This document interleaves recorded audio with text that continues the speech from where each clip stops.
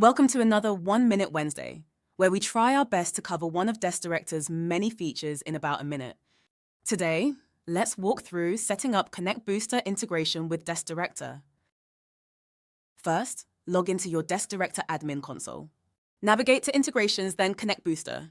Here, tick Use ConnectBooster integration to enable it. Enter your ConnectBooster URL in the format http yourcompanyname.connectboosterportal.com. That's all you need to do in the Desk Director console.